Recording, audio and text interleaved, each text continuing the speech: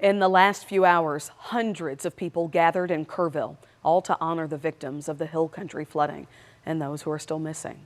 Kerr County was hit hardest with nearly 100 deaths, but areas around Austin are still recovering too.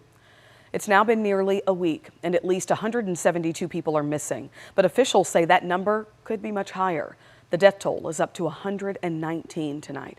We're also getting a better sense of the aftermath at Camp Mystic. At last check, 5 campers and 1 counselor are still missing. And we've now confirmed at least 7 North Texas girls are among the victims there.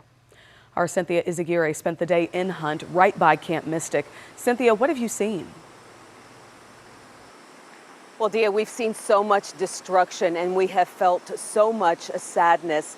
Tonight, rescue crews are gearing up for another day of searching for the missing here in Kerr County. And as you said, here at Camp Mystic, I'm going to step out of the way to give you a better look at exactly where we are. We are here at the bank of the Guadalupe River, where so many of the young campers were tragically swept away from the cabins upstream. We would have been underwater right here standing tonight. And have a look, that dumpster landed here from somewhere. And what you cannot see is the flip trailer and the cars just a few feet away.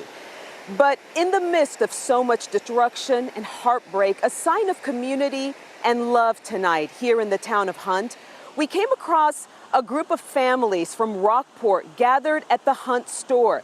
They came here to cook good food for anyone who stopped by. They weren't just feeding bellies here, Dia. These volunteers were serving up hope. It's a lot to take on, but I know these people will come together and they'll get through it. It's a sad deal, but you know what? Our deal was we'll bring food to these people and bring them together, have a little bit of normalcy, but it's going to be a ways to go, but I feel for them. The whole community can't thank everyone enough for anything. Prayers, thinking about us, sending things, just everything. Everyone in the United States, even people outside of the United States, have been reaching out. The whole world. It's amazing. And we are hearing so many stories of survival tonight. Our Tiffany Liu is about 12 miles that way in Kerrville. She joins us now live. And Tiffany, you spoke with one couple who rode out the flood. Yeah, Izzy, I spent time with this couple over the last 2 days, and when I met them yesterday, they weren't ready to go and see what was left of their home. But they changed their mind today. It is part of their grieving process.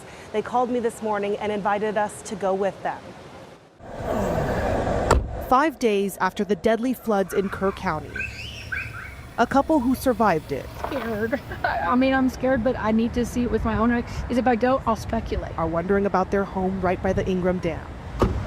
For the first time, Thoughts? Doug Fuller It's all gone. and his wife, Libby Evans Fuller, are seeing what's left. There are no words. It was around 4 in the morning, July 4th. Her husband woke her up.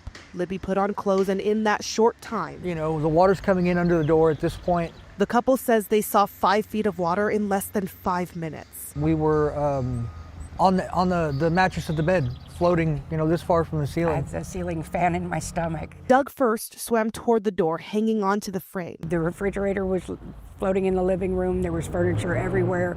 The water was up to here. Libby made it to the door too, but the violent waves kept coming. The door slammed on my hand, luckily just bursting a blood vessel, but he had already flown off and grabbed the pillar. No one else could have saved them. I knew I was about to go, and he caught me. Grabbed my hand in my pants and grabbed me to the pillar, and we just held on for a couple more hours. Yeah, a couple hours, and until the water actually subsided all by itself and we could touch the ground again. This pillar saved your life. Yes, it did. Doug and Libby are still in shock they survived as they think about all the lives lost, especially the little ones at Camp Mystic, just a few miles away. I can't even imagine what those girls are going through or what they went through. the families too.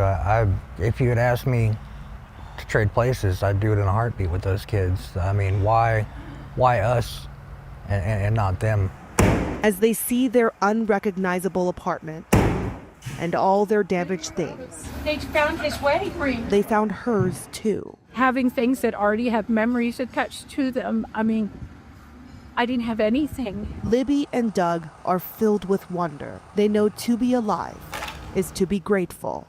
In Ingram, I'm Tiffany Liu. This tragedy could bring change to emergency alerts here in Texas. State lawmakers will discuss how to improve warning systems and emergency communications during their special session that starts in less than 2 weeks. We'll have more on the questions about if enough was done coming up in just a few minutes. We'll send it back to you, Dia. Cynthia Zaguirre reporting for us live there in Kerr County. Thank you so much for that. Truck Yard and Second Rodeo Brewing will donate 100% of today's profits to the Kerr County Flood Relief Fund. Truck Yard has locations in Dallas, Fort Worth, and the Colony. Some diners told us tonight they were happy to help their fellow Texans. And we know so many of you want to help. We'll be holding a phone bank to raise money for the families impacted by the floods starting tomorrow at 4 p.m. Dallas-based t-shirt company Bullzerk designed these shirts, and 100% of the proceeds will go directly to the Tegna Texas Flood Relief Fund. You've already helped us raise $191,000 this week. We need to say thank you for your generosity. For more ways to donate, just go to WFAA.com. Make sure you stick with us on air and online for the very latest from Central Texas. The Daybreak team will have coverage starting at 5 a.m. And remember, we are always on WFAA+. Our streaming app is a free download to your smart TV.